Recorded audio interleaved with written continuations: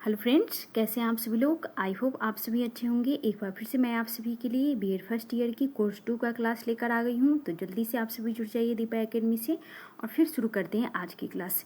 इस क्लास में हम करने वाले हैं कोर्स 2 की क्लास नंबर 8 और ये हमारा यूनिट नंबर 2 का क्लास है। यूनिट नंबर 1 हमारा पहले ही कंप्लीट हो चुका है। तो जो भी इस चैनल में पहली बार आए हो तो प्लीज़ चैनल को सब्सक्राइब कर लीजिएगा, बेल आइकन प्रेस कर लीजिएगा और प्लीज़ सभी लोग क्लास को शेयर कर दीजिए, लाइक कर दीजिए। और ये हमारे यूनिट नंबर 2 का क्लास हो रहा है, कोर्स 2 का। और कोर्स 1 हम का भी क्लास हमारा चल रहा है जो कि 8 PM पे होता है, यानी कि 8 बजे शाम को होता है। और कोर्स 2 का क्लास हमारा 6 बजे शाम को होता है।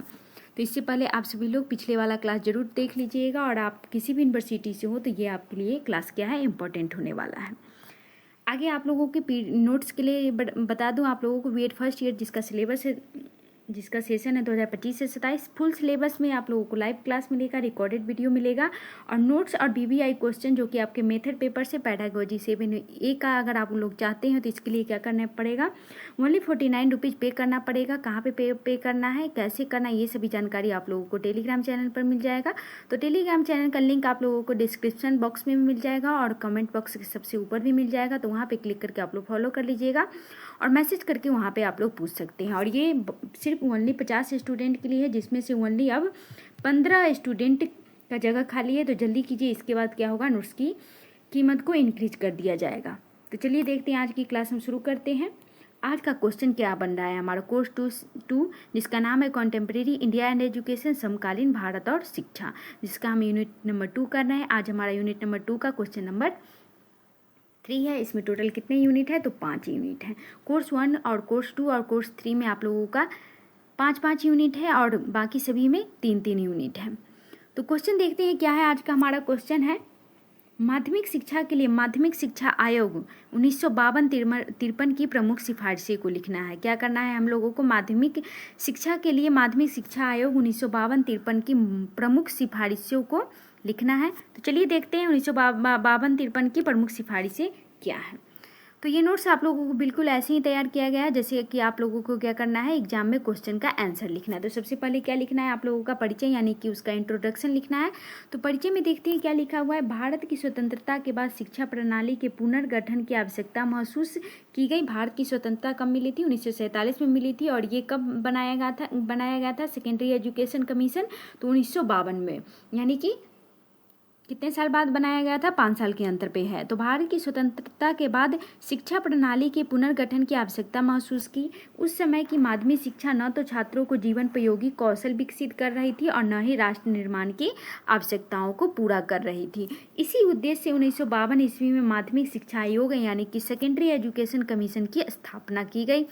इस आयोग के अध्यक्ष कौन थे, डॉक्टर लक्ष्मण स्वामी मुदालियर थे, इसलिए इसे प्रायः मुदालियर कमीशन भी कहा जाता है। इसे क्या कहा जाता है, मुदालियर कमीशन यानी कि मुदालियर आयोग भी कहा जाता है, क्योंकि इसके अध्यक्ष कौन थे, डॉक्टर लक्ष्मण स्वामी मुदालियार। आगे देखते हैं, आगे हम करने वाले हैं, इसका परिभाषा पढ़ने वाले हैं। इंट्रोडक्शन के बाद क्या करना है, डेफिनेशन देना है आप लोगों को। हर एक क्वेश्चन से आप लोगों को 2-3 डेफिनेशन याद करके रखना है। माध्यमिक शिक्षा आयोग एक ऐसी शैक्षिक समिति थी जिसका गठन भारत सरकार ने 1952 में माध्यमिक शिक्षा की स्थिति की समीक्षा करने, उसमें सुधार के उपाय सुझाने तथा इसे राष्ट्रीय आवश्यकताओं एवं लोकतांत्रिक मूल्यों से जोड़ने के लिए किया। माध्यमिक शिक्षा आयोग 1952 क्यों किया गया था, ये एक शैक्षिक समिति थी, एजुकेशनल कमीशन था, जिसका गठन भारत सरकार ने कब किया था, 1952 में माध्यमिक शिक्षा की स्थिति की समीक्षा करने के लिए, उसमें सुधार के उपाय सुझाने तथा इसे राष्ट्रीय आवश्यकताएं एवं लोकतांत्रिक मूल्यों से जोड़ने के लिए किया गया। इसे सरल शब्दों में समझे तो क्या हो जाएगा, माध्यमिक शिक्षा आयोग 1952-53 का उद्देश्य भारत की माध्यमिक शिक्षा को व्यवहारिक जीवनोपयोगी वैज्ञानिक और लोकतांत्रिक समाज की आवश्यकताओं के अनुरूप बनाना था। अगर सरल शब्दों में समझे तो क्या हो जाएगा, माध्यमिक शिक्षा आयोग यानी कि सेकेंडरी एजुकेशन कमीशन जो कि 1952-53 में उसका उद्देश्य क्या था, तो भारत की माध्यमिक शिक्षा को व्यवहारिक रूप से जीवनोपयोगी वैज्ञानिक और लोकतांत्रिक समाज की आवश्यकताओं के अनुरूप बनाना था। आगे देखते हैं, इसी बीच जो भी नए स्टूडेंट आ रहे हैं तो प्लीज़ क्लास को लाइक कर दीजिएगा, अपने दोस्तों के साथ शेयर कर दीजिएगा और चैनल को सब्सक्राइब करके बेल आइकन प्रेस कर लीजिएगा क्योंकि यहाँ पे आप लोगों को बीएड फर्स्ट ईयर की पूरा का पूरा सिलेबस कवर कराया जाएगा, वो भी बिल्कुल फ्री में। अगर आप लोग नोट्स लेना चाहते हैं तो ओनली 49 रुपीज़ आपको पे करना पड़ेगा, वो भी सिर्फ एक नोट्स का नहीं, पूरे सिलेबस का, कोर्स 1 से कोर्स 6 तक। उसके बाद आप लोगों को पेडागोजी 7A का VVI क्वेश्चन भी मिलेगा और EPC 1, EPC 2 और EPC 3 का लिखे हुए कॉपी का PDF भी मिलेगा। तो अब हम पढ़ने वाले हैं सेकेंडरी एजुकेशन की स्थापना का उद्देश्य हम पढ़ने वाले हैं, जो कि 52-53 में हुआ था। तो पहला उद्देश्य क्या है इसका? माध्यमिक शिक्षा की स्थिति और गुणवत्ता का आकलन करना। सेकेंडरी एजुकेशन की स्थिति और गुणवत्ता का आकलन करना है। दूसरा है जीवनोपयोगी शिक्षा प्रदान करने हेतु सुधार करना।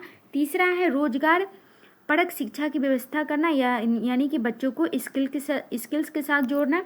चौथा है राष्ट्रीय एकता, लोकतांत्रिक आदर्श एवं सामाजिक न्याय को शिक्षा के माध्यम से प्रोत्साहित करना। आगे देखते हैं, आगे हम पढ़ने वाले हैं पहला माध्यमिक शिक्षा की संरचना। अब हम देखते हैं इसके पूरे डिटेल के साथ पढ़ते हैं। तो पहला आ जाएगा, हमारे स्क्रीन पे आ चुका है, माध्यमिक शिक्षा की संरचना कैसी होनी चाहिए ये यहाँ पे सुझाया गया है। तो शिक्षा को 3 चरणों में बांटने की सिफारिश की गई थी। निम्न माध्यमिक 6 से 8, उच्च माध्यमिक 9 से 10 और उच्चतर माध्यमिक 11 से 12। 11वीं वर्षीय शिक्षा प्रणाली 5 वर्ष प्राथमिक शिक्षा होगी, 3 वर्ष माध्यमिक शिक्षा होगी और 3 वर्ष उच्च माध्यमिक शिक्षा होगी। यहाँ पे क्या है, पहले क्या था हमारा निम्न माध्यमिक 6 से 8 साल, उच्च माध्यमिक 9 से 12 और उच्चतर माध्यमिक 11 से 12। 11वीं वर्षीय शिक्षा प्रणाली 5 वर्ष माध्यमिक, 5 वर्ष प्राथमिक तक और 3 वर्ष माध्यमिक तक और 3 वर्ष उच्च माध्यमिक तक। आगे है दूसरा क्या है, पाठ्यक्रम संबंधी सिफारिशें। यहाँ पे करिकुलम के संबंधी कुछ सिफारिशें थी, उसको देखते हैं। शिक्षा को केवल परीक्षा आधारित न रखकर जीवनोपयोगी और व्यावहारिक बनाने पर बल देना। पाठ्यक्रम में भाषा, गणित, विज्ञान, समाजशास्त्र, कला, शारीरिक शिक्षा और व्यावसायिक विषयों को भी शामिल करने की सिफारिश की गई। पाठ्यक्रम में भाषा भी होनी चाहिए, गणित भी होना चाहिए, विज्ञान भी होना चाहिए, सोशल स्टडीज भी होनी चाहिए, कला होनी चाहिए, शारीरिक शिक्षा यानी कि फिजिकल एजुकेशन और व्यावसायिक विषयों को शामिल करने की सिफारिश की गई। वोकेशनल कोर्स को राष्ट्रीय भावना और सामाजिक सेवाओं को पाठ्यक्रम का अनिवार्य अंग बनाने की बात कही गई। क्या है, कंपल्सरी रूप से किसको शामिल करने के लिए बोला गया? तो राष्ट्रीय भावना और सामाजिक सेवाओं को। विज्ञान और तकनीकी शिक्षा को विशेष महत्व दिया गया। आगे देखते हैं दूसरा क्या है, भाषा नीति।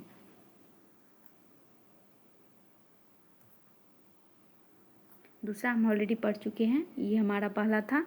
अब हम तीसरा पॉइंट देखते हैं। तीसरा क्या है, भाषा नीति। इसमें क्या था,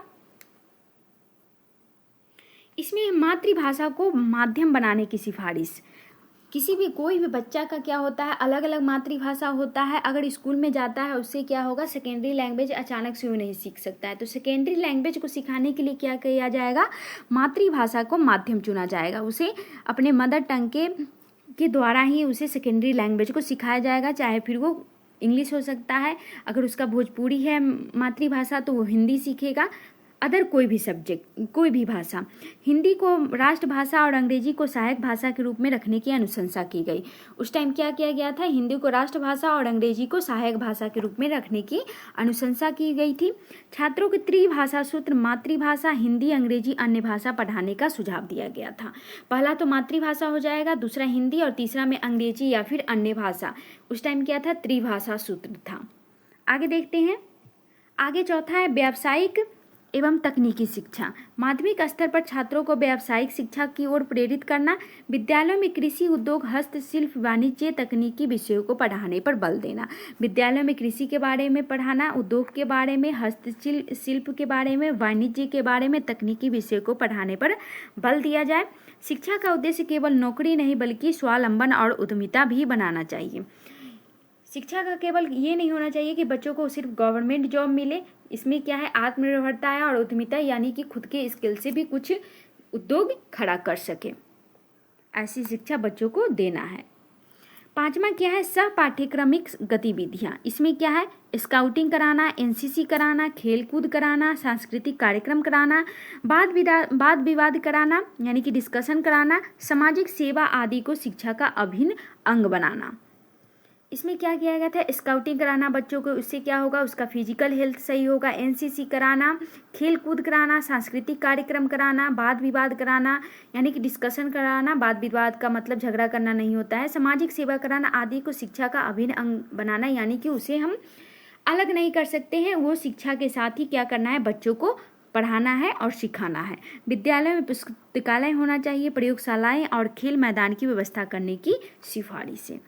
अगला पॉइंट देखते हैं, उससे पहले प्लीज़ जो भी नए स्टूडेंट जुड़े हो प्लीज़ क्लास को लाइक कर दीजिएगा और आप लोग ज़्यादा से ज़्यादा कमेंट करके फीडबैक दीजिएगा। और जो भी चैनल पर पहली बार विजिट कर रहे हो तो प्लीज़ चैनल को सब्सक्राइब करके बेल आइकन प्रेस कर लीजिएगा और प्लीज़ सभी लोग क्लास को शेयर कर दीजिए एक बार। छठा पॉइंट क्या है हमारा, शिक्षक संबंधी सिफारिशें। यहाँ पे शिक्षक संबंधी भी सिफारिशें की गई थी। तो पहला क्या हो जाएगा, योग्य और प्रशिक्षित शिक्षकों की नियुक्ति। पहले क्या, अभी भी बहुत सारे ऐसे टीचर हैं जिनको खुद नहीं आता है तो वो बच्चों को क्या सिखाएंगे। तो यहाँ पे क्या होना चाहिए, योग्य और प्रशिक्षित शिक्षकों की नियुक्ति होनी चाहिए। शिक्षक प्रशिक्षण संस्थानों की गुणवत्ता सुधारने की आवश्यकता की जाए। शिक्षकों को उचित वेतन मिले, पदोन्नति और सेवा शर्तों में स्थायित्व देने की सिफारिश की गई।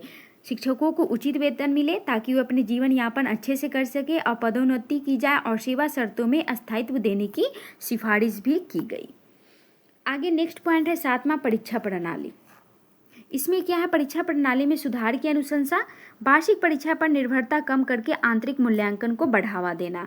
यानी कि जो अभी क्या है, सीबीएसई ने सीसी लाया है, उसमें क्या है, सतत व्यापक मूल्यांकन। उसमें क्या किया जाता है, बच्चों को हर एक पक्ष का मूल्यांकन किया जाता है। यानी कि उनका भावनात्मक हो, संज्ञानात्मक हो, शारीरिक हो, मानसिक हो, हर एक पक्ष का क्या होता है, मूल्यांकन किया जाता है। डेली किया जाता है फॉर्मेटिव असेसमेंट के दौरान, यानी कि क्लास को पढ़ाते पढ़ाते बीच में बच्चों से कोई क्वेश्चन पूछ जाना। सम्मेटिव जो कि साल में किया जाता है।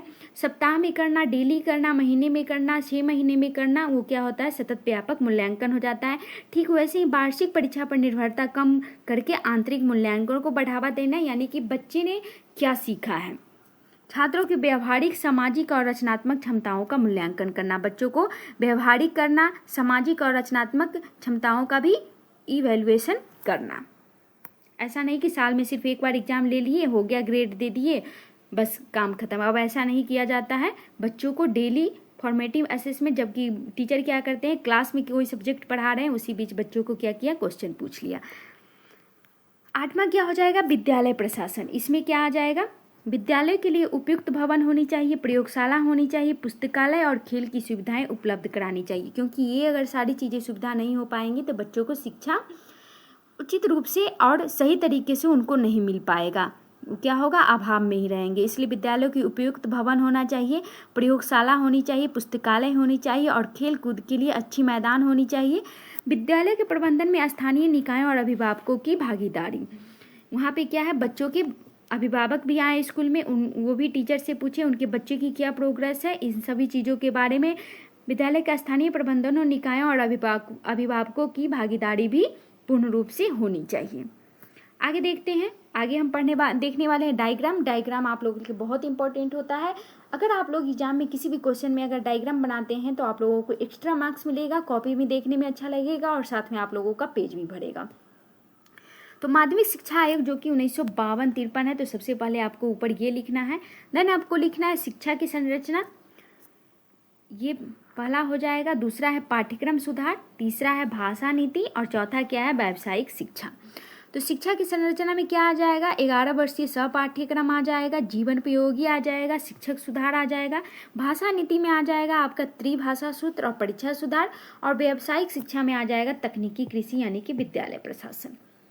तो ये आप लोगों का डायग्राम है। आप लोग इसे एक बार जरूर कॉपी में बनाकर खुद से ट्राई कीजिएगा, तभी आप लोग एग्जाम में बना पाइएगा। एक बार पढ़ के आप लोग एग्जाम में चाहिएगा बना लेना तो ये नहीं हो पाएगा। अगर आप लोगों को ये नोट्स चाहिए, ऐसा नोट्स ही एकदम ये सटीक तरीके से नोट्स बनाया गया है। ऐसा नोट्स आप लोगों को कहीं भी नहीं मिलेगा। तो ये सारा नोट्स आप लोगों को कहाँ पे मिलेगा, तो आप लोगों को इसके लिए टेलीग्राम को फॉलो करना पड़ेगा, वहीं पे मैसेज करके आप लोग पूछ सकते हैं। और इसके लिए ओनली 49 रुपीज़ आपको पे करना है। मेरा कोशिश रहेगा कि आप लोगों का पूरा सिलेबस दिसंबर तक ख़त्म कर दे। अगर आप लोग नोट्स ले लेते हैं तो क्या होगा, उसे आप लोग प्रिंट आउट निकाल के आप लोग आराम से घर पर बैठ सकते हैं।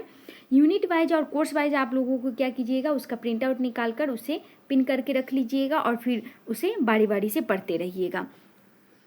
PDF में क्या होता है, सॉफ्ट कॉपी में पढ़ने में थोड़ा दिक्कत होता है और आप लोगों को PDF भी अच्छे से रखना पड़ेगा। अगर डिलीट हो गया तो फिर वो अलग से प्रॉब्लम हो गया, तो आप लोग क्या कीजिएगा, प्रिंट आउट निकाल लीजिएगा। और इसके लिए ओनली आप लोगों को 49 रुपीज़ पे करना है और आप लोगों का पूरा सिलेबस का PDF मिल जाएगा। तो निष्कर्ष देखते हैं। क्लास छोड़ने से पहले सभी लोग क्लास को लाइक कर दीजिएगा और चैनल को सब्सक्राइब करके बेल आइकन प्रेस कर लीजिएगा और कमेंट करके फीडबैक आप लोग जरूर दीजिएगा, क्योंकि फीडबैक मेरे लिए बहुत इंपॉर्टेंट है। आप लोग ज़्यादा से ज़्यादा लाइक कीजिएगा, कमेंट कीजिएगा, तभी क्लास कंटिन्यू रह पाएगा। अगर आप लोगों का अच्छा रिस्पॉन्स नहीं रहा तो क्लास बीच में बंद भी हो सकता है। तो आप लोगों पे डिपेंड करता है कि आप लोगों को क्या करना है। इसलिए आप लोग ज़्यादा से ज़्यादा अपने दोस्तों के साथ शेयर कीजिए ताकि ज़्यादा से ज़्यादा सब्सक्राइबर बढ़े और लाइक आए वीडियो पे और कमेंट आए। कमेंट आने पर, फीडबैक मिलने पर क्या होता है, मोटिवेशन मिलता है अच्छे क्लास लाने के लिए। इसी तरह तो मोटिवेशन चाहिए। तो निष्कर्ष देखते हैं। माध्यमिक शिक्षा आयोग 1952-53 भारतीय शिक्षा के इतिहास में मील का पत्थर साबित हुआ। इसे शिक्षा को नौकरी परक और परीक्षा आधारित दृष्टिकोण से निकालकर जीवनोपयोगी राष्ट्रीय और लोकतांत्रिक मूल्यों से जोड़ने का प्रयास किया।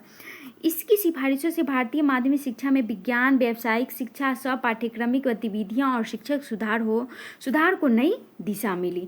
आज भी नई शिक्षा नीति 2020 में कई पहलू इन्हीं सिफारिशों से प्रेरित दिखते हैं। बिल्कुल सही बात है। आज भी 2020 में इन्हीं पहलू से कई सिफारिशें आप लोगों को देखने के मिलेगी, जो कि हम लोग एक सेपरेट क्लास करेंगे NEP 2020 का, उससे भी आप लोगों को क्वेश्चन आएगा। तो आज का क्लास हमारा यहीं पे ख़त्म हो जाता है।